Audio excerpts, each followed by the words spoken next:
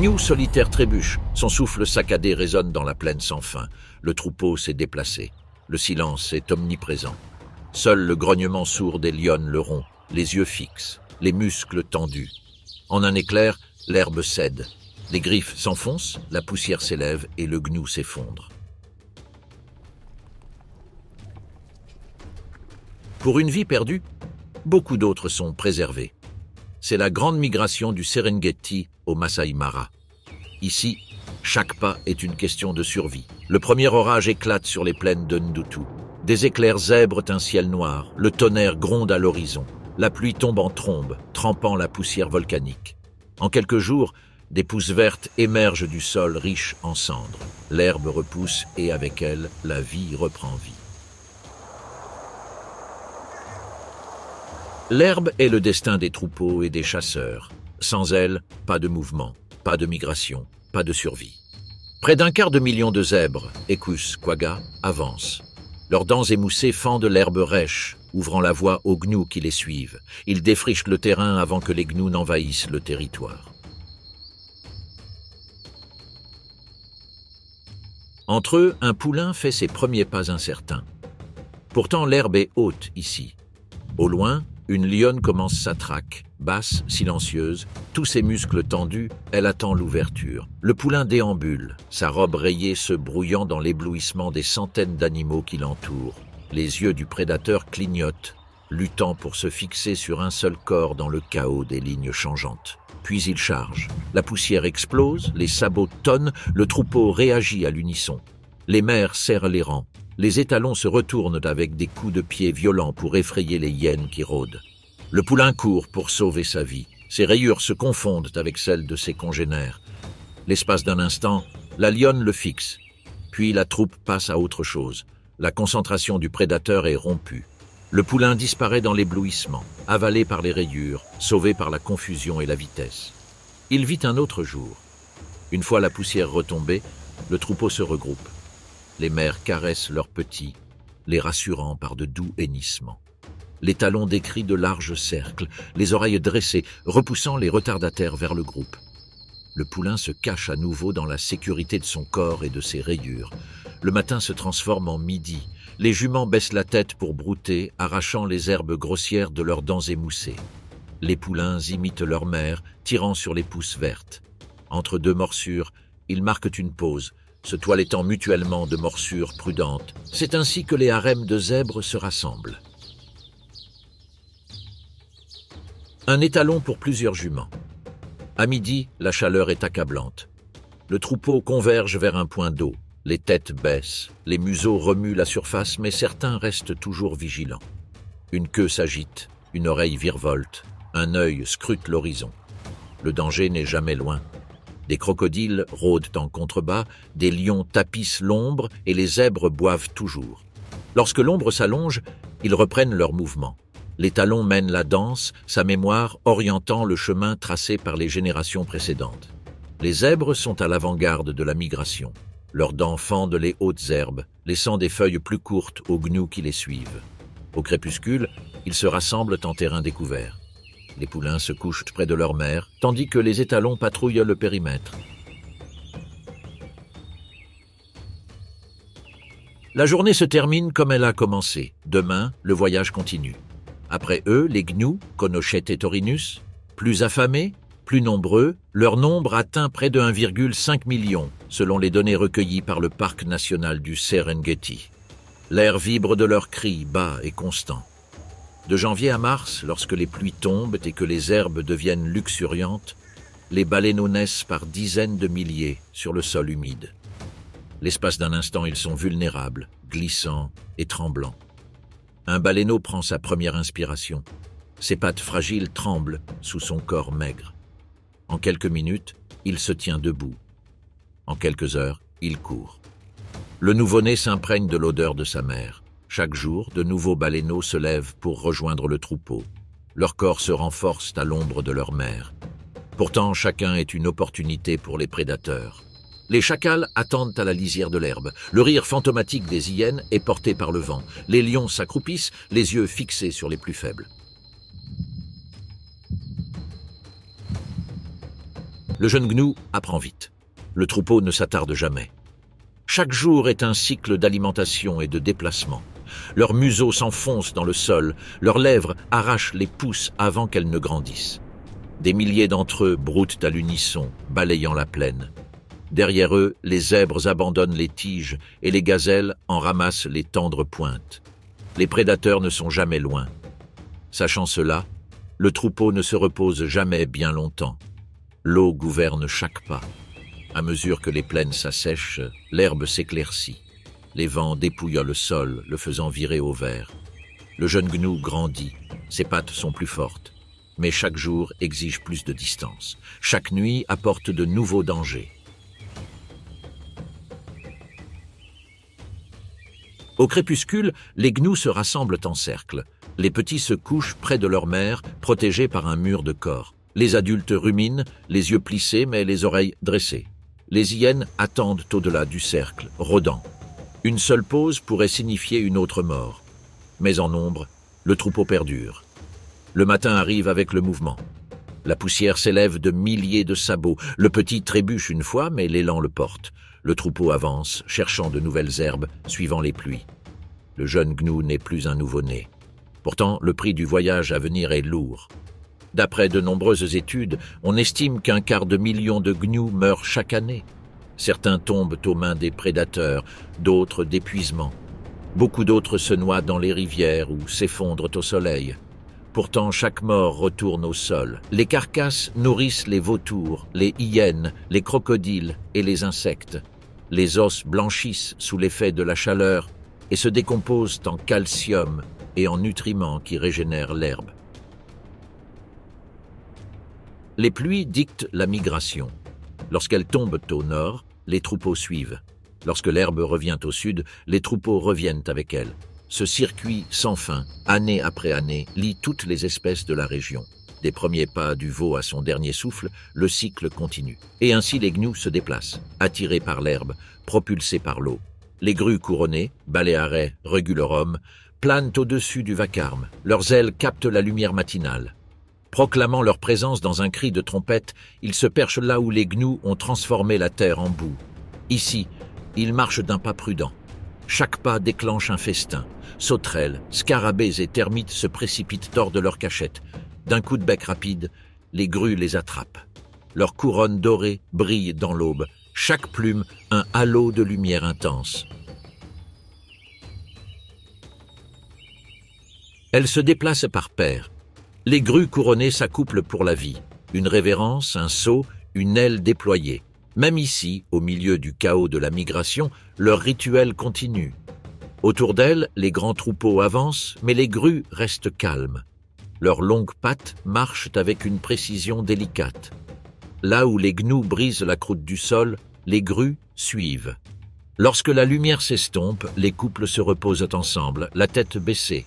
Des couronnes dorées bruissent dans la brise. Non loin de là, de grands oiseaux secrétaires, sagittaires aux longues pattes. Les Serpentarius, Serpentarius, Serpentarius, avancent patiemment dans l'herbe. Leurs yeux perçants guettent le scintillement des écailles ou le spasme des lézards délogés de leur cachette. Ces oiseaux se déplacent avec le troupeau, jamais trop près, jamais trop loin. La meute attire involontairement sa proie à découvert. Des ondulations de chaleur parcourent l'herbe, tandis qu'un secrétaire oiseau s'arrête à mi-chemin. Il fixe une ondulation sous les tiges. La meute s'agite à quelques mètres seulement. Ici, au milieu du silence, un cobra se cabre. L'oiseau frappe le premier. Un coup de pied rapide vers le bas avec une force qui brise les os. Les mâchoires claquant dans le vide, le cobra recule. Un autre coup de pied, plus fort, qui brise les écailles. Le serpent se précipite, mais l'oiseau recule d'un bond. Il frappe, recule, frappe à nouveau. Chaque coup atterrit avec une précision qui fait trembler les os jusqu'à ce que le serpent vacille et admette l'inévitable. Un dernier coup de pied achève le tout. Le messager sagittaire incline la tête, évaluant la situation. Puis il soulève le corps inerte avec son bec crochu et l'avale. Le troupeau passe en grignotant. Les gazelles continuent leur chemin, se déplaçant comme des murmures à travers les plaines. Près de 400 000 individus, selon les chiffres fournis par le parc national du Serengeti, suivent le troupeau, grignotant les pousses tendres exposées par les plus gros brouteurs. Petites et élancées, les gazelles de Thomson, Eudorcas thomsoni, vivent en rase campagne. Elles évitent les abris en hauteur où les embuscades les guettent. Leurs petits naissent isolés près du sol pendant des jours.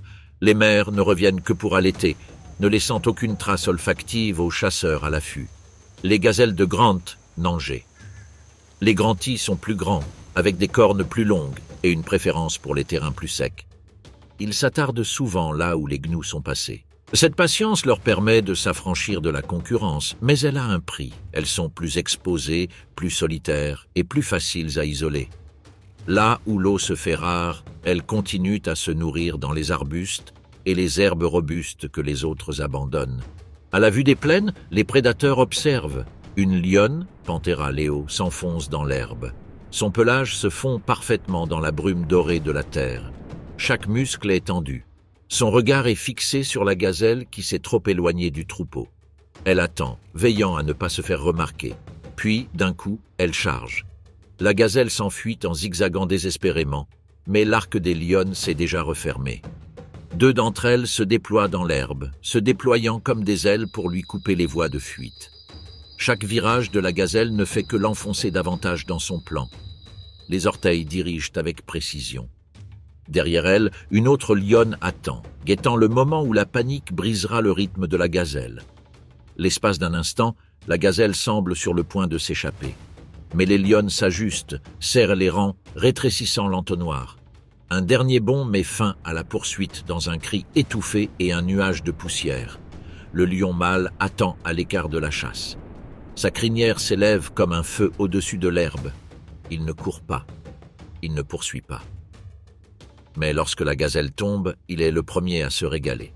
Il baisse le museau en premier, ses dents se refermant sur la chair chaude. Lorsqu'il a terminé, les lionnes réclament leur part. Alors que le soleil monte haut et que la chaleur ondule sur les plaines, la troupe se déploie à l'ombre. Les ventres se soulèvent et s'abaissent lentement. Les lionceaux frappent joyeusement de leur queue. La chasse est terminée pour l'instant et la digestion exige le calme. Chaque lionne se nettoie les pattes avec sa langue, les yeux mi-clos. Lorsque les lionceaux se relèvent, la carcasse devient leur leçon. De minuscules griffes grattent l'épaisse peau, des dents de lait tirent sur les tendons, apprenant l'art de tuer en miniature. Ils grondent avec une fureur feinte, pratiquant la domination dont ils auront besoin un jour. La troupe observe sans intervenir. C'est leur école. Sans ces troupes infinies, les jeunes n'auraient rien à apprendre, rien à se nourrir et aucun avenir dans ces plaines. Le lion garde jalousement le territoire de la troupe dans cette étendue de savane. L'herbe plie sous ses pattes, les arbres portent la marque de sa crinière, les points d'eau portent son odeur. Ces marques avertissent les intrus. Chaque rugissement fait vibrer la terre, secoue les feuilles et agite des sabots au loin. Pourtant, une ombre approche. Un mâle célibataire rôde non loin. Le mâle de la troupe le sent. Rugissement sur rugissement. Le challenger tourne autour. La tension monte dans la troupe. Les lionceaux s'accroupissent. Les lionnes se penchent, prêtes mais en attente. Puis, collision. Épaule contre épaule. Griffes arrachent les flancs. Mâchoires claquent à la gorge. Le challenger attaque avec désespoir. Pourtant, le mâle de la troupe frappe avec autorité, muscles tendus, poids écrasants. Il charge, renverse, brise. L'intrus trébuche, cambre le dos, ressent une douleur intense. Il se brise et s'enfuit, saignant, vaincu. La troupe est en sécurité aujourd'hui.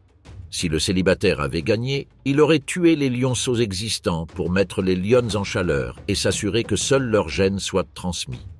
Les lionnes se seraient alors accouplées avec l'intrus. Les marquages territoriaux auraient été effacés et redessinés, mais pas aujourd'hui. La troupe rugit de nouveau au crépuscule. Mais les lions ne sont pas les seuls chasseurs ici. Alors que le crépuscule s'épaissit, les ombres se déplacent et les rires résonnent au loin. La chasse nocturne de la meute est à peine terminée que les hyènes approchent. Au début, seuls leurs yeux brillent dans l'obscurité. Des dizaines d'éclairs qui brûlent comme des braises dans l'herbe. Puis ils avancent, le corps bas et les oreilles plaquées. Leurs rires grandissent à chaque pas. Les hyènes n'ont pas besoin d'attaquer en premier si elles peuvent frapper en dernier. Des clans matriarcaux comptant jusqu'à 80 individus se déploient à travers le Serengeti, traquant lions, guépards et léopards. Ce soir, une douzaine de lionnes forment un cercle défensif autour de leur proie, mais les hyènes n'ont pas peur. En fait, l'équilibre des forces a changé. En infériorité numérique de près de 3 contre 1, les lionnes s'impatientent. Une hyène se précipite en avant, mordant les flancs des lions. Une autre charge par derrière, dents découvertes, pour ensuite bondir en arrière avant que les griffes ne puissent l'atteindre. Elle harcèle les lions comme les vautours harcèlent les aigles, sondant, testant, attendant le moment où les gardiens faibliront. L'affrontement s'éternise.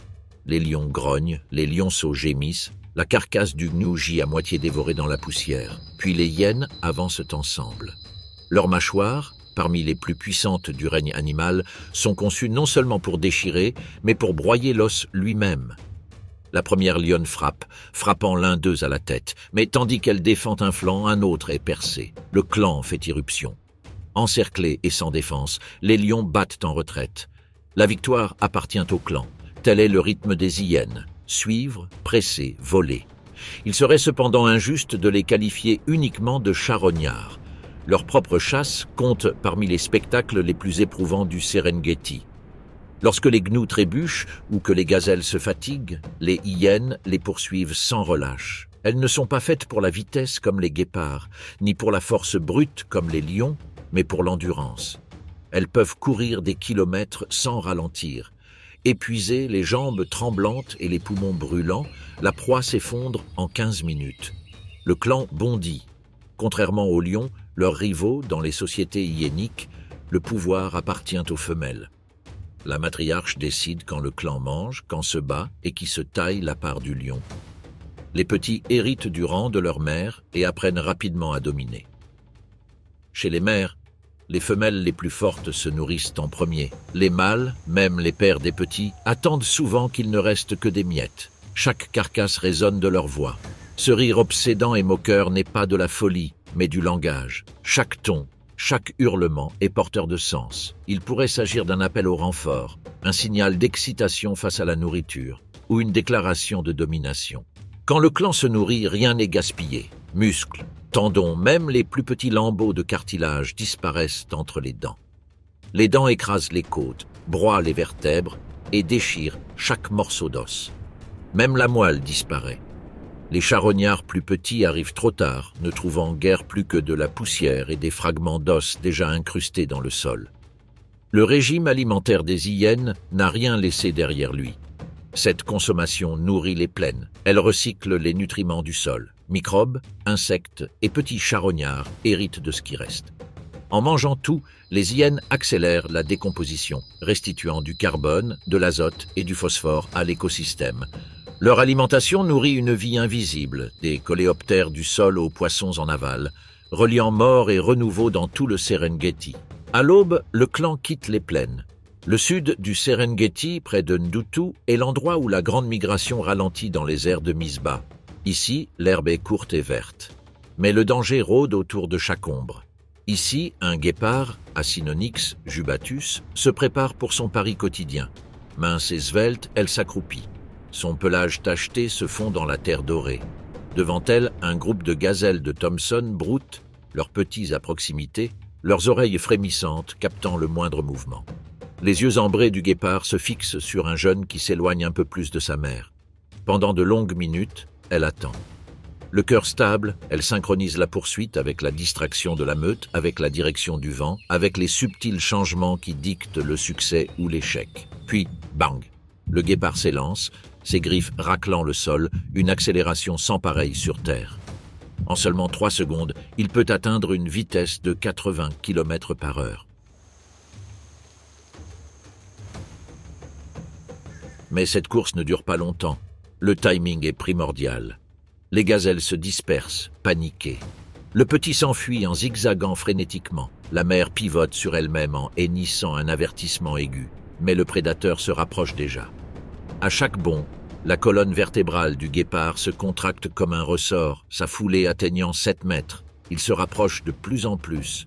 Puis, d'un coup de patte, il accroche les pattes du petit, l'envoyant s'écraser dans la poussière. La mort survient rapidement, mais le silence persiste. Des hyènes apparaissent déjà à l'horizon, leurs hurlements résonnant à travers les plaines. Le guépard traîne sa proie à couvert. Seul, il ne peut défendre sa proie contre un clan d'hyènes. Il mange à la hâte, levant toujours les yeux à l'affût des cris qui s'approchent. En quelques minutes, les ombres se dissipent. 2 hyènes font irruption, gloussant, intrépides. Elles sifflent, frappent faiblement, mais en vain. Elle s'empare de la carcasse. Sa vitesse inégalée lui fournit de la nourriture, mais n'offre aucune sécurité. Nombre de chasses échouent, son énergie se perd dans des courses à vide. Les petits, si elle les porte, meurent souvent de faim lorsque leur nourriture est volée. Pourtant, elle persévère, car dans les plaines du sud, les gnous continuent d'arriver, et chaque jour est une nouvelle occasion. Elle s'accroupira à nouveau demain, les yeux rivés sur un autre gnou, prête à tout miser sur cette seule pointe de vitesse. À haut risque, haute récompense.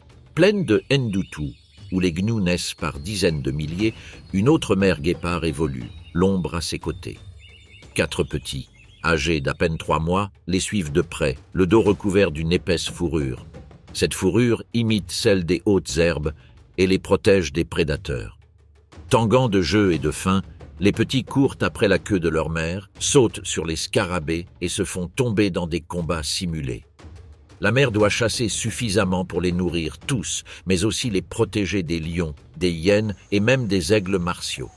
Tous guettent le moindre signe de faiblesse. À l'aube, elle les conduit vers une termitière qui sert de poste d'observation, scrutant patiemment les plaines. Des troupeaux de gazelles de Thomson pestent à proximité, leurs petits accrochés à leur mère. Un gnou s'attarde plus loin. Elle s'accroupit, le ventre effleurant le sol, les oreilles à plat, la queue tendue. Les petits imitent sa traque, scrutant le monticule, assimilant inconsciemment les leçons. Puis elle commence à traquer, chaque patte positionnée comme si le sol risquait de la trahir. Les petits attendent, les yeux écarquillés, que leur mère se mette à courir. Le gnou s'enfuit, mais le prédateur se rapproche, faisant une embardée au dernier instant pour faire trébucher le gnou d'un coup agile. En quelques secondes, tout est fini, le gnou s'écroulant sous son poids. Les petits se précipitent en avant, criant d'excitation, roulant sur la carcasse. Ils ne savent pas encore comment tuer, mais leurs petites dents tirent et mâchent la proie. La mère le permet, les lèche doucement, les pousse en position. Chaque fois qu'elle traque, chaque fois qu'elle court, elle offre à ses petits un autre jour, une nouvelle chance. Aux confins des plaines, là où les grands chasseurs dominent la scène, les chacals dorés, Canis aureus, planent tels des fantômes dans les herbes. Ils abattent rarement de grosses proies seuls, mais ils sont patients, c'est leur arme la plus puissante. Lorsque les lions abandonnent une carcasse à moitié dévorée ou que les hyènes s'éloignent, les chacals bondissent. Rongant les restes, arrachant les tendons des os, ils se nourrissent dans les moments de chaos. À l'aube ou au crépuscule, leurs silhouettes se détachant sur le ciel trahissent souvent leur présence. Rôdant près des proies des autres, ils guettent l'occasion idéale. Sous un fouillis de buissons, à l'abri du soleil et des regards des prédateurs, un terrier abrite une vie nouvelle. Ici, les petits s'agitent sans cesse. Leurs oreilles sont trop grandes pour leur tête et leur pelage est encore doux. Les parents reviennent avec les restes volés la nuit précédente. Ils les déposent à l'entrée. De minuscules mâchoires tirent avidement. Au lever de la lune, les plaines résonnent des rugissements des lions et des hurlements des hyènes. Les chacals entonnent leur propre refrain. Non loin de là où ils rôdent, les cris des babouins résonnent à travers les bosquets d'acacias et jusque dans les plaines. Ces primates chevauchent la frontière fragile entre prédateurs et proies. Leur intelligence les rend à la fois audacieux et prudents. Pendant la saison de mise-bas, ils font irruption dans les prairies à la recherche de faons. Ils se nourrissent généralement de fruits et de racines, d'insectes délogés par les pattes des troupeaux migrateurs et même de jeunes gazelles ou impalas lorsque l'occasion se présente. Pourtant, malgré toutes leurs ruses et leurs forces, les babouins restent méfiants car les léopards rôdent à la cime des arbres. Il y en a un à proximité en ce moment même. Les yeux ambrés fixés sur les hyènes qui se nourrissent en contrebas, le léopard, Panthera pardus, est accroupi au sommet d'une branche d'acacia tordue. Le félin se déplace imperceptiblement, en équilibre sur le membre, le corps tendu. Un bond silencieux, et les griffes s'enfoncent dans le flanc gras de la carcasse. Un grognement de surprise éclate des hyènes. Les dents claquent, la fourrure se hérisse, le léopard siffle et traîne la proie jusqu'à la cime de l'arbre. C'est l'un de ces comportements caractéristiques appelés « se cabrer ». Les léopards sont incroyablement forts pour leur taille, avec des muscles puissants au niveau du cou, des épaules et des membres antérieurs. Un léopard adulte peut traîner des proies d'un poids à peu près équivalent au sien. Ce poids peut atteindre 30 à 40 kg et parfois plus s'il utilise son élan et son effet de levier. Il le fait pour protéger sa proie des hyènes ou des lions qui ont du mal à grimper aux arbres. En hissant la carcasse dans une fourche ou sur une branche solide, le léopard peut se nourrir pendant plusieurs jours. Il revient à la tombée de la nuit pour éviter les confrontations pendant le repas. La nuit s'épaissit, mais le léopard ne se relâche pas. Ses sens sont mis à rude épreuve par le moindre bruit et chaque odeur. Au loin, l'eau clapote sur la berge. Des insectes bourdonnent dans l'herbe. Un jeune gnou, séparé de sa mère, s'approche trop près. La grande migration offre des opportunités à ne pas manquer. Les muscles se tendent à nouveau. Les pattes silencieuses, le regard fixe, le léopard glisse dans l'ombre. D'un dernier bond précis, il s'assure une nouvelle proie, se nourrissant efficacement, consommant de la viande et laissant peu de nourriture aux charognards. Les os sont brisés, la moelle extraite. Même les restes de tendons disparaissent. Mince le jour, le pelage du léopard est désormais strié de poussière, de sang et de graisse. Alors que l'aube commence à pâlir à l'horizon, les hyènes se regroupent. Les chacals approchent. Les vautours descendent du ciel, flairant des débris. Le léopard se glisse sous un couvert plus profond, les muscles tendus mais au repos. Le ventre plein mais les sens encore en éveil. Il regarde les plaines s'éveiller. En milieu de matinée, le léopard a disparu. Au-dessus des plaines, les ombres tourbillonnent sur le bleu. À plusieurs milliers de mètres d'altitude, un groupe de vautours de rupelles, gypses, rupelli détecte un mouvement. Un groupe de chacals et de hyènes se nourrit près d'un gnou à moitié dévoré. Les vautours se penchent dans les courants thermiques. Bec acéré, yeux ambrés et imperturbables, ils descendent en spirale. Le premier à descendre touche doucement le sol, ailes repliées, serre agrippant la terre meuble. Les vautours à dos blanc suivent en bande, atterrissant avec un bruit sourd. Les vautours oricoux imposent leur domination avec un poids brutal, repoussant les autres. Mais le vautour à dos blanc de Rupel reste calme. Prenant les morceaux principaux en premier, il arrache le muscle de l'os. Son bec se déchire, ses mandibules craquent, la moelle est libérée. Non loin, les chacals approchent. Les hyènes s'arrêtent. Le vautour à dos blanc s'élève légèrement, décrit des cercles, puis se pose à nouveau sur des restes intacts. Son vol force les autres charognards à battre en retraite. De plus petits vautours charognards attendent aux abords, picorant les restes, nettoyant ce que le vautour africain laisse derrière lui. Ce dernier se nourrit, avale et remonte dans le ciel à la recherche d'une autre carcasse. Les courants thermiques l'élèvent à l'approche de midi. D'en haut, il observe les hyènes se disputer les restes. Une attaque plonge. Les chacals se dispersent. Les vautours oricoux dominent ce qui reste au sol. Le vautour africain reprend son ascension, se laissant porter par la chaleur, reprenant son chemin migratoire. Chaque carcasse consommée accélère le recyclage des nutriments. Il se nourrit également d'insectes, de poissons et de petits mammifères. Cela garantit une circulation énergétique efficace dans l'écosystème. À l'aube, le vautour africain plane au-dessus des plaines, à la recherche de retardataires ou de nouvelles proies. Ailes déployées, son vol est fluide, il ne se précipite pas. Le léopard, les hyènes, les chacals, tous en bas, façonnent le sol. Mais le domaine du vautour africain est l'air. Vers le milieu de l'après-midi, le cercle du vautour s'élargit. Il glisse vers le sud, les courants thermiques le transportant à travers les rivières et les plaines. Les carcasses en dessous sont réduites à l'état d'os. Seuls des fragments de tendons restent. À la tombée de la nuit, le vautour africain s'élève en spirale. En dessous, les plaines sont calmes.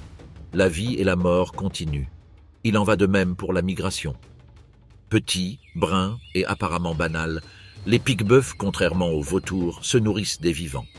Ces oiseaux sont des partenaires symbiotiques. Ils s'accrochent au dos l'un de l'autre tandis que les meutes grondent à travers les plaines. Leurs longs becs arrachent les tiques, les poux et autres parasites de la peau. Pourtant, leur relation n'est pas entièrement bienveillante. Les pique-bœufs explorent également les blessures, buvant le sang qui s'en écoule. Cela les maintient ouvertes plus longtemps qu'elles ne guériraient autrement. Pourtant, la survie est en jeu. Sans leur toilettage incessant, les troupeaux seraient plus gravement infestés de parasites. L'œil vif et prompt à donner l'alerte, les pique-bœufs hurlent lorsque des lions se tapissent dans l'herbe ou que des hyènes rôdent trop près. Leurs cris se propagent dans les troupeaux et mettent en mouvement des centaines d'animaux. L'avertissement d'un seul oiseau peut déclencher une ruée qui sauve des dizaines de vies. Si les oiseaux s'occupent des corps des morts et de la peau des vivants, les insectes en prennent également la responsabilité. Les plus importants d'entre eux sont les bousiers qui prospèrent pendant la migration. Lorsque les gnous envahissent les plaines, ils laissent derrière eux des montagnes de crottes. Les bousiers les transforment en trésors. Avec une force étonnante, ils sculptent des boules de crottes pesant jusqu'à 50 fois leur poids et les roulent au sol. Certains les enterrent comme réserve de nourriture, tandis que d'autres les préparent pour en faire des chambres de reproduction pour leurs petits. Sous terre, ces boules libèrent des nutriments dans la terre, enrichissant ainsi les herbes qui nourriront un jour les nouvelles générations de gnous et de zèbres.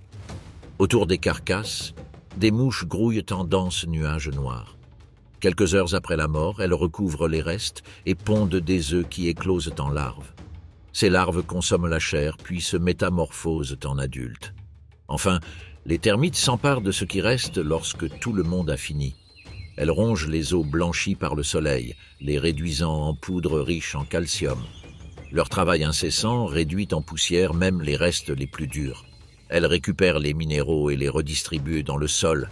Cependant, la mort ne se limite pas à la terre ferme. Les rivières prélèvent leur tribut. Lorsque les troupeaux de gnous progressent vers le nord et tentent de traverser les rivières Grumeti et Mara, beaucoup n'y parviennent pas. Ils se noient sous la masse des corps ou sont emportés par des courants trop forts pour résister. Quelques jours plus tard, leurs carcasses s'échouent sur les berges où s'accumulent en tas emmêlés au milieu du courant. Pour les marabouts, Leptoptylos, crumenifères, voilà une sombre fortune. Grand, chauve, avec un manteau de plumes hirsutes et un bec en forme de poignard, ils flottent au milieu de scènes de carnage. Ils tuent rarement eux-mêmes. Ils viennent plutôt se nourrir de chaque carcasse. Leurs longues pattes les portent au centre du festin. D'un coup de bec lourd, ils transpercent la chair ou ramassent les restes laissés par les autres. Ils se rassemblent par dizaines sur les rives de ces eaux, se gorgeant de charogne pendant des semaines. Leurs têtes nues se couvrent de sang à mesure qu'ils s'enfoncent profondément dans les carcasses. Sous la surface, la chute d'un gnou devient un festin pour les poissons-chats et les tilapias, entre autres animaux aquatiques. Avec leur large gueule et leur visage bordé de moustaches, les poissons-chats sont des prédateurs opportunistes qui se nourrissent de charogne. Ils se jettent sur les gnous en train de se noyer, déchirant leur chair d'une puissante morsure. Les tilapias, plus habitués à se nourrir d'algues et de détritus, se joignent au festin et consomment les tissus plus mous. Chaque carcasse libère un flot de protéines dans la rivière. Les courants transportent ces nutriments en aval, répandant ainsi la nourriture bien au-delà du lieu de la proie. Les insectes aquatiques profitent également de ce spectacle macabre. Mouches et moustiques pondent leurs œufs sur les carcasses immergées. Leurs larves rampent sur la chair et les os en se décomposant. Friganes et éphémères se nourrissent des détritus. Les nymphes de libellules, cachées dans les berges boueuses, profitent du festin en dévorant les larves d'insectes plus petits qui prospèrent dans cette eau riche en nutriments. Les amphibiens, comme les grenouilles et les crapauds, profitent également de cette prolifération d'insectes. Leur nombre augmente, et avec lui, les voix des chœurs du soir qui s'élèvent des berges. Mais cette vie sous-marine ne passe pas inaperçue en surface. Hérons cendrés, Ardea, les hérons cendrés, Cinerea cinerea, patrouillent les eaux peu profondes, leurs becs acérés près comme des lances. Ils se dressent tels des statues le long de la berge. Leurs longues pattes, immobiles dans l'eau peu profonde, le cou replié, le regard fixe, scrutent les mouvements. Muscles tendus, l'oiseau attend. Un mouvement soudain, un petit poisson filant parmi la végétation submergée déclenche l'action. D'un coup soudain, le héron s'élance, le cou s'évase et le bec transperce avec une précision mortelle. Le poisson est embroché et rapidement sorti de l'eau. Le héron rejette la tête en arrière, avalant sa proie tout entière. Des gouttes d'eau éclaboussent sa poitrine et ses ailes, ses plumes se déployant pour maintenir l'équilibre. Les juvéniles observent depuis les eaux peu profondes voisines, plongeant maladroitement leur bec. Ils échouent souvent complètement à attraper leur proie. Les adultes, en revanche, se nourrissent avec un calme magistral, profitant des courants, des ombres et de la moindre proie aperçue sous la surface. La rivière elle-même dicte son comportement. Les courants rapides attirent les poissons dans certains chenaux. Les herbes submergées créent des cachettes. Le héron s'adapte, ajuste sa posture et attaque à chaque décision calculée. La grande migration multiplie les opportunités. Les baleineaux qui se noient augmentent le flux de nutriments dans la rivière, attirant des bancs de poissons. Les insectes aquatiques prolifèrent, remontant à la surface, attirant des proies plus petites. Chaque ondulation, chaque remous est un signal pour le héron. Les prédateurs se déplacent au loin. Les crocodiles se cachent sous la surface, presque invisibles. Le héron les détecte grâce à de subtiles ondulations, adaptant ses schémas d'attaque et sa posture pour éviter le danger. Même l'arrivée de charognards le long des berges, comme des chacals ou des vautours opportunistes picorant des restes, ne le distrait pas. Son objectif est singulier, détecter, attaquer, capturer. En contrôlant les populations de poissons, les hérons préviennent le surpâturage des algues et des petits invertébrés aquatiques. Leur présence attire d'autres espèces. Les impulsions nutritives de la migration se répercutent sur ces interactions. À midi, les adultes se retirent sur les berges ombragées ou sous les arbres bas, se reposant mais vigilants. Les juvéniles continuent de s'entraîner, peaufinant leurs attaques, apprenant les courants de la rivière et lisant les ondulations subtiles. La grande migration se poursuit, l'eau vibre de vie et de mort, et les hérons suivent le rythme. À l'approche du crépuscule, les hérons cendrés se rassemblent en groupes silencieux, perchés sur des îlots de la rivière ou des branches basses. Chaque oiseau observe la rivière une dernière fois. Prêt pour le repos nocturne, il scrute son environnement et garde ses sens en éveil. Demain, le rythme de la migration reprendra et la chasse reprendra. Les martins pêcheurs filent dans des éclats bleus et bruns vibrants, planant au-dessus de la surface de la rivière. Leurs ailes battent d'un mouvement rapide et précis, captant la lumière du soleil dans un flamboiement de couleurs. Leurs yeux perçants et sombres suivent la moindre ondulation. En un instant, ils plongent. Leur bec fend de l'eau avec précision, capturant leur proie avant que l'ondulation ne s'estompe. Des gouttes d'eau se dispersent comme des joyaux au soleil, tandis que l'oiseau s'élève, triomphant. Une petite proie avalée d'un seul coup. D'un roseau ou d'une branche basse, il baisse la tête, scrutant le prochain mouvement. La grande migration est porteuse d'opportunités. Les baleineaux noyés et les poissons déplacés créent des ondulations dans la rivière, concentrant leur proie dans leurs poches. Les insectes aquatiques se nourrissent des nutriments des carcasses et grouillent près de la surface. Chaque ondulation, chaque mouvement rapide signale un repas potentiel. Les martins pêcheurs réagissent instantanément. Ils planent, plongent et remontent dans un cycle continu. Leurs plongées sont précises, revenant souvent au même endroit lorsque les courants concentrent leur proie dans les remous ou le long des berges. Le territoire est farouchement défendu. Un adulte dominant poursuivra les intrus avec des cris aigus et des bonds rapides. Les juvéniles restent en marge, apprenant le timing et la stratégie. Le poisson est attrapé et consommé en plein vol. La rivière elle-même dicte son comportement. La vitesse du courant, la clarté et les ombres déterminent les choix du martin pêcheur. La lumière du soleil se reflète sur les écailles, les insectes sont pris pour des débris et les courants emportent ou concentrent les proies. Mais les échecs, aussi mineurs soient-ils, ont des conséquences. Un plongeon mal évalué peut laisser un martin pêcheur trempé, vulnérable aux prédateurs comme les faucons ou les serpents. En se nourrissant de poissons et d'insectes concentrés, il contrôle les populations d'insectes, s'offre à de plus gros prédateurs et relie le rythme de la rivière aux plaines au-delà. Au crépuscule, les martins pêcheurs se retirent dans les branches abritées. Les ailes repliées, ils scrutent les dernières ombres de la journée. Demain, le cycle recommencera. Hippopotame, hippopotamus, les gnous, amphibius, des fleuves Serengeti et Mara comptent parmi les figures les plus paradoxales du drame migratoire. Herbivores par régime alimentaire, ils comptent toujours parmi les animaux les plus meurtriers d'Afrique. À première vue, ils paraissent presque comiques. D'énormes barils de viande reposent à moitié immergés dans l'eau. Seuls leurs yeux et leurs narines percent la surface. Mais sous ce silence trompeur se cache une force de violence inégalée par de nombreux carnivores. Lorsque des troupeaux de gnous descendent les rives, pris de panique et d'instinct, ils trouvent souvent les rivières déjà occupées par ces animaux massifs.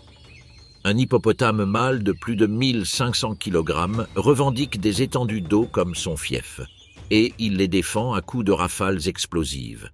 Pour les gnous, la rivière est un passage incontournable. Les hippopotames la rendent aussi dangereuse que les crocodiles qui attendent en contrebas. Ils ne chassent pas les gnous, mais ils sont territoriaux jusqu'à la folie.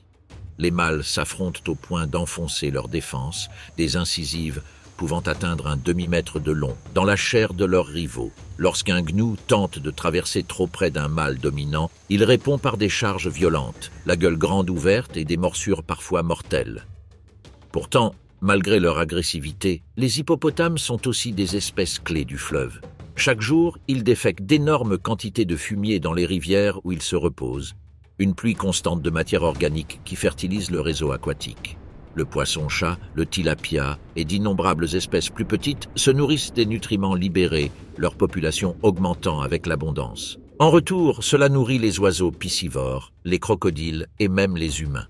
Les scientifiques ont qualifié les hippopotames de ingénieurs des écosystèmes, remodelant les cycles nutritifs des rivières d'Afrique de l'Est. Lors des traversées les plus fréquentées, en juillet et août, les hippopotames constituent des obstacles. Les mères avec leurs petits sont prises entre les mâchoires des crocodiles et la colère imprévisible d'un hippopotame territorial. À certains passages, des dizaines de gnous sont piétinés, noyés ou écrasés. La nuit, les troupeaux migrateurs broutent parfois aux côtés des hippopotames dans la savane. D'énormes corps gris se déplacent dans les eaux peu profondes. Les narines s'évasent à la surface. Les sabots éclaboussent la boue. Les petits s'approchent, la queue battante, les yeux ouverts. Les mères les poussent en arrière ou les guident doucement. Un hippopotame se cabre. Sa mâchoire s'entr'ouvre. Un grognement grave vibre dans l'eau. Le troupeau se fige. Un petit s'approche trop près. Le géant le repousse. Les muscles ondulent sous une épaisse peau. Les yeux brillent à la lueur des torches. Les gnous se retirent. La berge appartient à ces géants. Les petits effleurent le bord de l'eau. Les insectes bourdonnent autour d'eux. Les hippopotames aspergent l'eau avec force. Leurs pieds piétinent la boue, la transformant en tourbillon épais. L'herbe plie sous un poids énorme. Les excréments se dispersent. Les nutriments s'infiltrent dans le sol et dans l'eau. Chaque pas nourrit la vie au-delà du troupeau. Les crocodiles gisent dans la rivière, les yeux faiblement brillants. Leurs mâchoires brisent la surface de l'eau, immobiles. Ils sentent le mouvement.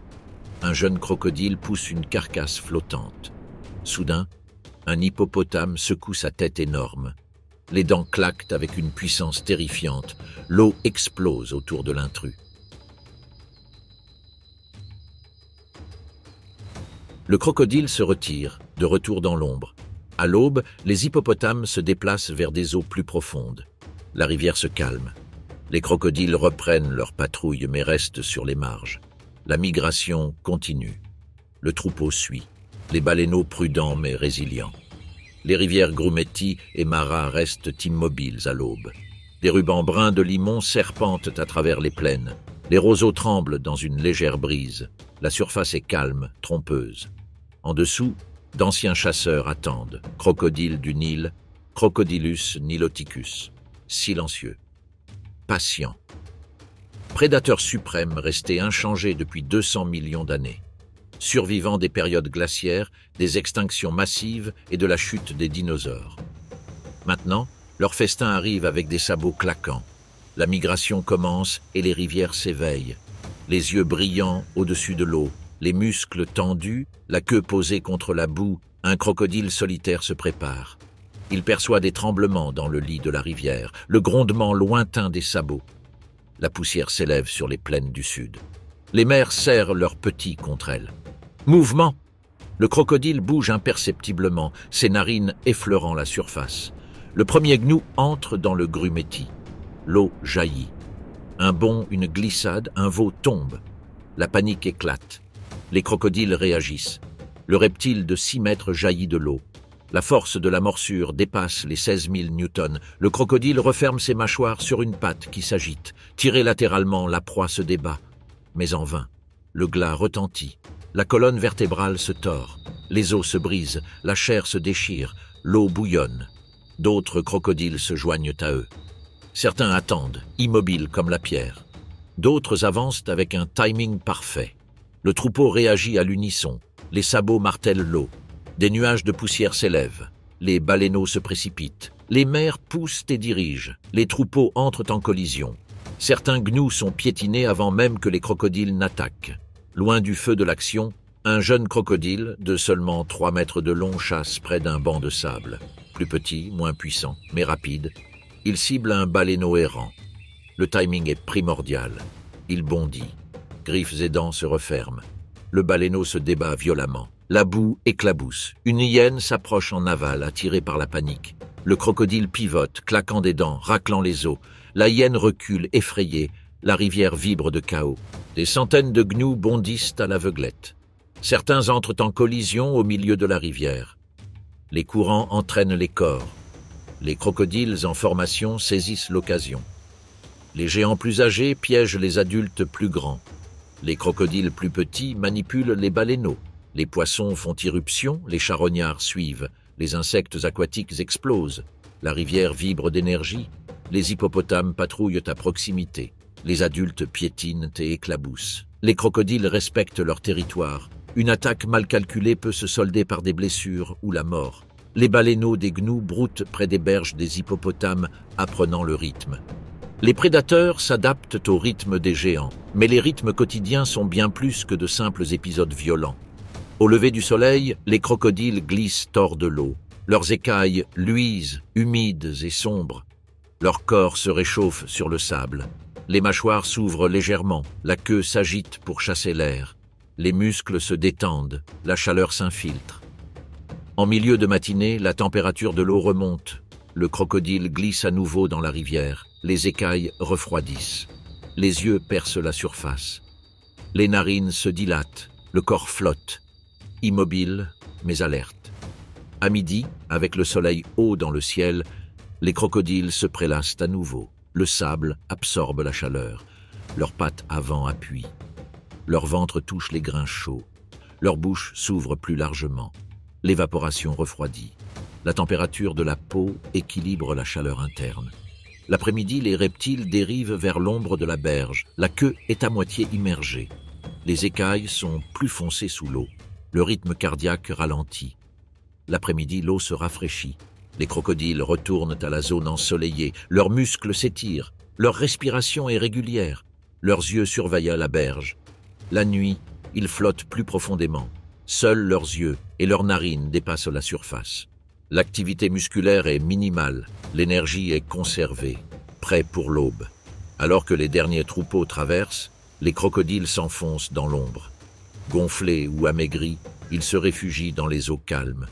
Des mois de jeûne les attendent. La rivière dort, la vie y a de nouveau pulsé. La survie, la patience et l'instinct restent inchangés. Au moment où les troupeaux se déplacent, les rivières Mara et Grumeti sont à nouveau calmes. L'année prochaine, la migration reviendra et avec elle, la vie éclatera à nouveau. Juste avant que cela n'arrive, les femelles pondent leurs œufs le long des rives sablonneuses des rivières Grumeti et Mara. C'est au début de la saison sèche, de décembre à mars. Les jeunes émergent dans les mois précédant la migration. Les berges se réchauffent au soleil matinal.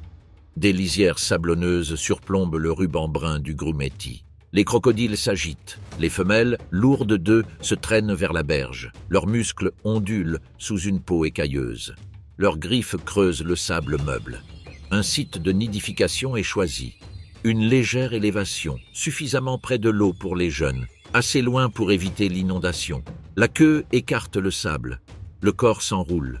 Les chambres à œufs sont creusées par de larges mouvements des pattes antérieures. Une couvée peut compter de 40 à 60 œufs, lisses, ovales et fragiles. Chacun est un survivant potentiel. Une fois pondu, la femelle couvre le nid. Le sable et la végétation le protègent des prédateurs. La chaleur du soleil et les plantes en décomposition couvrent les œufs. La température détermine le sexe. Les nids plus chauds produisent des mâles, les nids plus frais des femelles. La mère garde jalousement son nid. La moindre perturbation, la moindre ombre attire son attention. Les crocodiles ne sont pas des parents passifs. Ils protègent avec leurs mâchoires et leur corps. À proximité, des mâles patrouillent le territoire. Ils marquent les limites de leur nid par des jets d'eau et des grondements profonds. Les mâles protègent rarement directement les nids, mais ils dominent les cours d'eau. Leur présence dissuade les mâles rivaux et les menaces potentielles. Les semaines passent. La rivière coule régulièrement. La pluie fait gonfler les eaux. Les inondations menacent les nids. Les femelles déplacent le sable, construisent des digues et ajustent la couverture végétale. La température monte. Les œufs tremblent sous les couches de sable. La vie s'agite à l'intérieur de coquilles fragiles. Puis, une vibration subtile. De minuscules craquements. Les jeunes poussent contre les membranes. L'un se libère, le suivant suit. Un concert de petits cris aigus s'élève. La mère attend à proximité, les muscles tendus, le regard scrutant. Hyènes, varans et oiseaux tournent en rond. Le premier petit crocodile se tortille vers l'eau. La queue tressaille. Les pattes pompent. La boue éclabousse. D'autres suivent. Dans la rivière, les courants tirent. Les jeunes apprennent vite. Petits, agiles, conscients des ombres qui les surplombent. Leurs premières proies sont des insectes, des petits poissons et des larves aquatiques. L'entraînement commence, les muscles se renforcent, l'instinct de chasse s'éveille. La mère observe. Patience, protection et conseil marquent cette première phase de la vie. Au crépuscule, tous les jeunes atteignent les eaux peu profondes. Certains ne survivront pas, le fleuve décide. Au fil de ce cycle, une nouvelle génération de crocodiles du Nil émerge, synchronisée avec le rythme de la migration. Le fleuve sera le théâtre de centaines de traversées avant que ces jeunes prédateurs ne se lancent dans leur première grande chasse. Pour l'instant, les survivants de la meute remontent la rivière, tremblants et épuisés. Devant eux s'étend le Masai Mara. Ici, les éléphants, l'Oxodonta africana, se déplacent avec une autorité silencieuse. La matriarche les guide, leur défense brille, leurs oreilles claquent, le sang pulse dans leurs vastes veines. Chaque pas s'enfonce profondément dans la terre, envoyant des vibrations à travers le sol. Le troupeau avance à l'unisson. Les éléphantaux vacillent sur leurs minuscules pattes. Les mères les soutiennent avec leurs trompes recourbées. Les juvéniles imitent les adultes, apprenant les mouvements, les gestes et les signaux. De faibles grondements flottent au-dessus des plaines. Les infrasons se propagent sur des kilomètres. Le troupeau réagit. Une pause subtile, un déplacement de poids, des frémissements d'oreilles. Le danger ou la sécurité importe peu aux humains, tout au troupeau. Des sentiers tracés par des générations les guident, des mares cachées pendant les sécheresses, des plaines inondables sûres à traverser, des arbres ombragés, des buissons fruitiers. Tout est gravé dans la mémoire de la matriarche. Elle guide avec certitude. Ils continuent sans hésitation. Leur survie en dépend. La poussière s'élève plus au sud. La migration approche. Des milliers de gnous surgissent à l'horizon. Leurs sabots martèlent le sol. Le tonnerre gronde, mêlé au grondement sourd des éléphants. La matriarche s'arrête. Les adultes se réorganisent, leurs flancs et leurs postérieurs se positionnant pour protéger les petits. Les hippopotames flottent dans des mares peu profondes, observant. Les crocodiles gisent immobiles dans les canaux plus profonds. Les prédateurs s'arrêtent, mesurent la distance, évaluent le risque. Les gnous grondent au-delà, les éléphants s'adaptent. Les trompes répandent de la boue sur les dos, rafraîchissant la peau, la protégeant du soleil et des insectes. Les veaux jouent prudemment, s'éloignant de la marée montante. Les juvéniles s'entraînent au mouvement de la trompe, apprenant la précision et le timing. La rivière apparaît. La boue scintille, l'eau ondule sous les défenses, les trompes creusent, aspergent et rafraîchissent la peau. Les petits imitent maladroitement, renversant plus qu'ils ne boivent. Les adultes se déplacent délibérément, pataugeant dans des mares peu profondes. Les hippopotames bloquent les chenaux. Les crocodiles glissent plus profondément, conscients de la masse des éléphants. Les prédateurs s'approchent des bords avec prudence. La taille des éléphants impose le respect. À l'heure du repas, les trompes cassent les branches, brisent les gousses et arrachent les feuilles. Les empreintes de pas creusent des sillons dans le sol. Les graines se dispersent, transportées par les excréments. Les plantes des zones humides écrasées se dispersent. Les oiseaux suivent. Les insectes fuient. Les poissons s'agitent sous l'eau. La vie vibre à chaque pas de l'éléphant. La migration remodèle les plaines. Les prédateurs changent de position. Carcasses, excréments et empreintes créent des impulsions nutritives. L'écosystème réagit à leurs mouvements. Les veaux explorent les flaques de boue en pataugeant. Les juvéniles s'entraînent à la coordination de leurs trompes. Imitation, gestes, avertissements subtils. La matriarche veille constamment. À midi, le troupeau s'installe dans les bosquets d'acacias. L'ombre procure un soulagement. Les troncs balayent des arcs d'eau sur la peau. La boue scelle la protection. Les veaux se blottissent sous les adultes. Les prédateurs s'adaptent également. Les lions se retirent dans l'ombre. Les hyènes marquent une pause. Les crocodiles plongent plus profondément. Même les charognards plus petits observent. Séparés de la famille menée par la matriarche, les mâles errent en groupe de célibataires. À mesure que la journée avance, les nuages de poussière des troupeaux migrateurs se rapprochent. Gnous et zèbres modifient le microclimat. Les oiseaux suivent, se nourrissant des insectes agités par le mouvement. Les prédateurs se repositionnent, le regard en alerte. Les crocodiles attendent dans les ruisseaux, les muscles tendus. Les hippopotames adaptent leur pâturage, conscients du nouveau trafic. Chaque espèce réagit au rythme de la vie. Lorsque la chaleur atteint son paroxysme, la matriarche lève sa trompe et s'asperge d'eau. La boue frotte sur la peau. La thermorégulation s'effectue par le mouvement, l'eau et la protection solaire. L'activité alterne avec la vigilance. Chaque bruissement est remarqué. En fin d'après-midi, les éléphants s'enfoncent plus profondément dans le maras. Trompes balayant, défenses jaillissent, pattes s'enfoncent dans le sol humide. Les points d'eau grouillent de nouveaux arrivants. Le troupeau se déplace tel un mur de muscles et de mémoire, protégeant les petits, alerte les jeunes. Ils se nourrissent, protègent, se déplacent et recommencent. À la tombée de la nuit, les éléphants se reposent, mais restent vigilants. Les petits dorment sous les adultes. Les jeunes observent les alentours. Trompes balayant de temps en temps, oreilles frémissantes, queue chassant les insectes. Le savoir passe en silence. La survie continue. Les graines sont plantées, l'eau bouillonne. Des sentiers se creusent. Les empreintes deviennent des chemins pour d'autres espèces. La vie persiste à chaque pas. Les troupeaux migrateurs remodèlent l'écosystème. L'aube se lève à nouveau. Les éléphants se déplacent. Les éléphantaux trébuchent, les juvéniles imitent, les adultes montrent la voie. Des chemins tracés depuis des générations les guident. Le cycle se répète jour après jour, année après année. Tour vivante en mouvement, la girafe Maasai, Giraffa, Tipalskirchi survole la migration. En contrebas, les gnous avancent en marées agitées. Des nuages de poussière s'élèvent, leurs sabots martèlent le sol. Pourtant, la girafe avance lentement, broutant haut dans la canopée des acacias. Une langue, noire comme de la soie, s'enroule autour des épines et des feuilles. Les branches craquent, les feuilles disparaissent. Les herbivores pullulent en contrebas. La girafe les ignore. La hauteur est plus qu'un avantage. C'est un avertissement. La girafe lève la tête, elle s'arrête. La mastication cesse, les muscles se tendent. Des signaux se propagent dans l'herbe. Les petits brouteurs réagissent immédiatement, ils n'attendent pas. Si la girafe fuit, ils fuient aussi. Un mouvement ondulatoire se propage à travers les plaines. Les prédateurs observent, les lions s'accroupissent, les hyènes rôdent, les léopards se figent dans l'ombre. La sentinelle géante donne le ton à la peur. Les petits sont la faiblesse. Les hyènes rôdent, les léopards se figent dans l'ombre. La sentinelle géante donne le ton à la peur. Les petits sont la faiblesse. Nés dans des plaines ouvertes, les jambes vacillent, les têtes atteignent à peine l'épaule de la mer. Les yeux écarquillés, ils trébuchent dans un monde de griffes et de crocs. Les lions, les hyènes et les léopards savent qu'un petit est seul. Le nombre de gnous peut noyer les prédateurs, mais un petit girafe est vulnérable. Une lionne voit une opportunité. Elle s'accroupit, les yeux fixes, calculant son attaque, attendant un faux pas.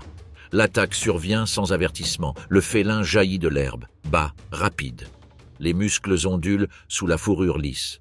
La poussière s'élève sous les pattes qui martèlent. Le petit trébuche, les jambes s'agitent, le cœur battant. La mer se retourne. Les sabots martèlent la terre.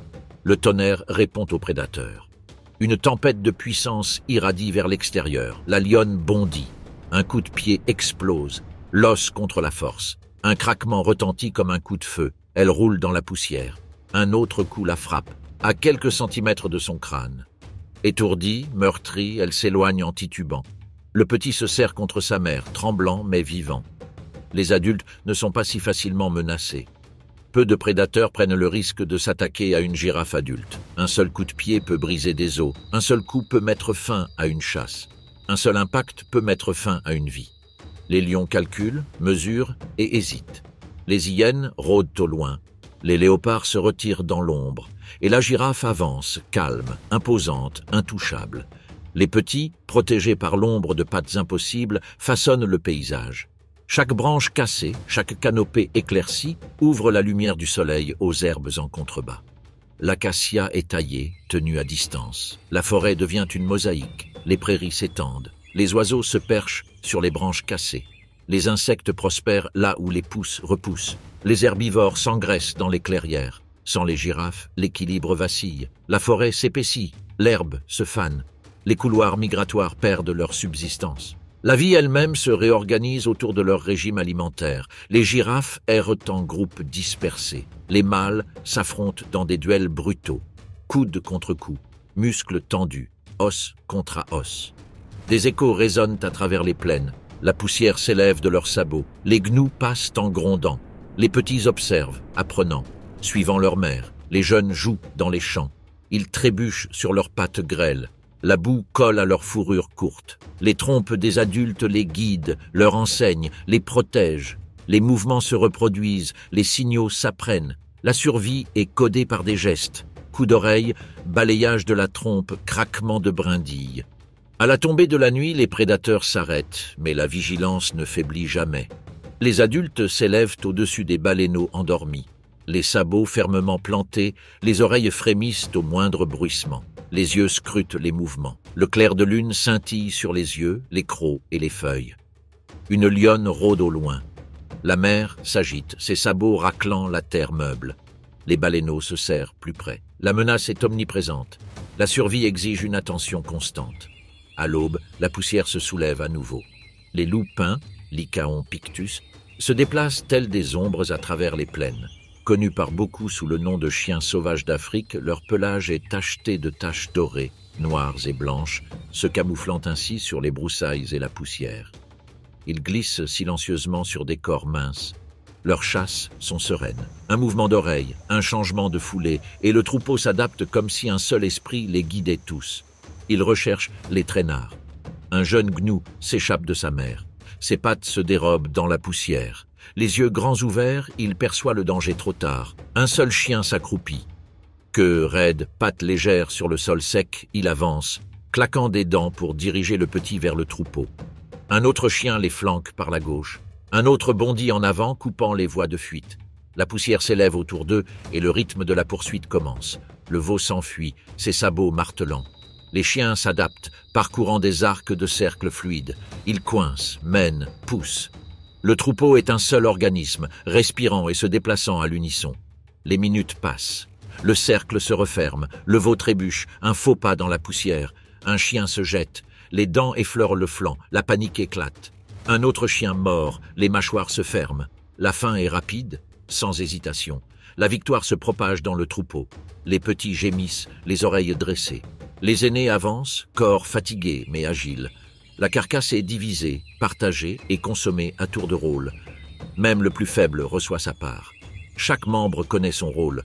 L'union fait la force. Les liens du sang sont secondaires, la loyauté lie plus fort. Mais la chasse n'est pas terminée. La poussière se dissipe et les regards se portent à nouveau. Un autre traînard émerge de la marée des gnous migrateurs. Une gazelle solitaire s'attarde trop longtemps dans les buissons d'épines. Le même rituel recommence. Un chien s'avance et un hochement de tête signale l'action. Le cercle se referme. Les sabots martèlent. La respiration devient haletante. Les pattes se tendent. Au milieu de la frénésie, un chien vacille. Une patte arrière heurte un rocher caché. La douleur s'enflamme. Il trébuche, mais les autres s'adaptent sans hésitation, compensant sans se poser de questions. Lorsque la chasse est terminée, le paysage est silencieux, à l'exception des cris des loups et du bruissement des herbes. Le petit, autrefois rempli de peur, a disparu. Au-delà de la chasse, les liens sont visibles. Les louveteaux poursuivent les adultes, apprenant itinéraire et rythme. Les loups plus âgés mènent la danse, enseignant des signaux subtils, quand ralentir, quand se retourner, quand attaquer. Les regards se croisent, signe de compréhension. Les gémissements et les grognements transmettent l'information plus vite que la pensée. Les erreurs sont immédiatement corrigées. À mesure que la journée avance, la meute se repose brièvement dans les broussailles et à l'ombre. Leurs yeux ne se ferment jamais complètement. Les prédateurs lointains traquent silencieusement. Les lions pourraient tester un faible traînard. Les hyènes guettent les miettes. Mais les loups-pins prospèrent grâce à l'anticipation et à la cohésion. À la tombée de la nuit, la meute gronde à nouveau. La poussière tourbillonne dans l'air frais. La meute se lève. Les muscles se tendent. Les pattes frappent le sol avec une précision silencieuse. Et même dans la nuit, dans la lumière déclinante, les échos de leur chasse persistent. Les appels s'élèvent dans l'obscurité. Les jeunes apprennent. Les vieux se reposent, vigilants. Sur eux, le danger tombe du ciel. De vastes ailes projettent des ombres sur les maras, les aigles martiaux, Polémaètes. Bellicosus flotte sur les courants thermiques. Chaque mouvement en dessous est catalogué, mémorisé et jugé. Leurs yeux ambrés brillent, scrutant les faiblesses. Leurs cibles sont petites et instables. Un jeune springbok, un gnou nouveau-né ou un jeune chien sauvage qui s'éloigne trop du terrier. Un jeune baille, curieux, s'avance au-delà du cercle protecteur du terrier. Le troupeau est en alerte mais ne peut pas tout voir. Des ombres défilent au-dessus. Un instant, calme. L'instant d'après, la vie est suspendue au bord. L'aigle replie ses ailes. La gravité et les muscles l'accélèrent. Les plumes de la queue se tendent. Les ailes fendent l'air. La vitesse monte en flèche. Des pointes à environ 240 km/h ont été enregistrées. Même si la vitesse est plus faible ici, elle reste terriblement rapide. Le petit se fige, les yeux ouverts. Un battement de cœur trop lent. Ses serres jaillissent, s'étendant avec une précision écrasante. Le petit se débat, les pattes frémissantes. Sa fourrure se hérisse, des gémissements percent le silence matinal. Un rugissement soudain s'élève de la meute. Les adultes aboient, se précipitent vers le terrier, dents découvertes, mâchoires claquant. L'un plonge, ses puissantes épaules avançant à travers la poussière. Un autre se fraye un chemin sous la trajectoire de l'aigle. Ils sont rapides, mais le ciel commande. L'aigle s'élève doucement, serre fermé sur le petit. Ses ongles s'enfoncent profondément. Le petit est suspendu, l'ombre de ses ailes au-dessus. Les adultes bondissent, les dents claquant dans le vide. Le petit corps s'élève vers le ciel. Sa fourrure est trempée de poussière et de sang. Chaque cri est noyé dans le vent. L'aigle tourne, s'élève, emportant sa proie vers une branche hors de portée. La branche est épaisse, à l'abri des adultes qui grimpent. Les cerfs se relâchent. Le petit heurte le bois avec un bruit sourd. L'aigle fond sur lui, son bec déchirant la chair, sa force absolue. Même les os de la minuscule créature sont mis à rude épreuve. Les minutes s'écoulent dans une violence silencieuse. La meute en contrebas ne peut l'atteindre. D'autres petits se cachent plus profondément dans le terrier. Les mères se blottissent les unes contre les autres, l'oreille tendue vers la moindre ombre. Il renifle, il grogne, il murmure. Même dans le silence qui suit le repas, l'aigle ne se repose pas. Ses yeux scrutent le prochain signe, la prochaine impulsion de vulnérabilité. Alors que le soleil se lève, l'aigle retourne au courant thermique. Les ombres s'étendent sur les plaines, un avertissement invisible mais ressenti. Non loin de là, les aigles couronnés, Stephanoaetus coronatus, planent aux lisières. Ils planent à travers les forêts riveraines, ailes baissées, silencieux, les yeux brillants dans l'ombre tachetée. Leur plumage se confond avec les branches et l'ombre. Les singes jacassent nerveusement dans la canopée. Les mères gazelles regroupent leurs petits à proximité, oreilles dressées, narines dilatées. L'aigle attend. Les branches ondulent au vent. L'oiseau ne bouge pas. Muscles tendus, serres fléchies. Les yeux suivent le moindre mouvement en contrebas. Un jeune singe, une jeune gazelle trop audacieuse, un céphalophe entrant à découvert. Puis il attaque. Les ailes se replient, l'ombre tombe, les pattes fondent en avant et les serres fendent l'air. Le jeune singe bondit, mais l'aigle est plus rapide. Il attrape, immobilise et s'élève. Les plumes fouettent l'air, les branches claquent dans l'ascension. La proie s'agite, ses cris sont étouffés par une poigne puissante. Les feuilles se dispersent comme des confettis, un éclair de mouvement et elle disparaît. Son nid l'attend là-haut, au plus profond de la canopée, un berceau de brindilles et de feuilles. Les oisillons gazouillent. La faim résonne du nid. Une chasse commence et la famille se nourrit pendant des jours. Le parent atterrit, ses serres libérant doucement mais résolument la proie. Les jeunes le dévorent de leur petit bec, leur instinct de proie s'aiguisant à chaque morsure. Même dans ces moments de repos, l'aigle ne se relâche pas. Il se perche, scrutant indifféremment le sous-bois et les clairières. Les juvéniles s'entraînent au battement d'ailes dans le nid, inconscients du danger, tandis que l'adulte maintient une vigilance constante. Chaque craquement, chaque mouvement, chaque changement de lumière est un signal. À la tombée de la nuit, l'aigle plane vers les plus hautes branches. Les oisillons se nourrissent, la forêt se calme et la rivière murmure en contrebas. Même les troupeaux migrateurs des plaines perçoivent au loin l'écho de la prédation. À l'autre extrémité de l'échelle, les mangoustes gambadent en troupes agitées. Leurs corps élancés glissent à travers les touffes d'herbe. Les narines palpitent, les yeux brillants et fixes. Chaque bruissement, chaque mouvement les met en alerte. L'une d'elles s'arrête, elle renifle. Elle sent un scarabée ramper sous une empreinte. Elle bondit, ses mandibules se refermant brusquement.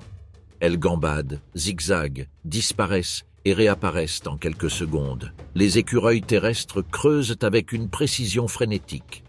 Leurs minuscules griffes retournent la terre, découvrant graines, racines et insectes.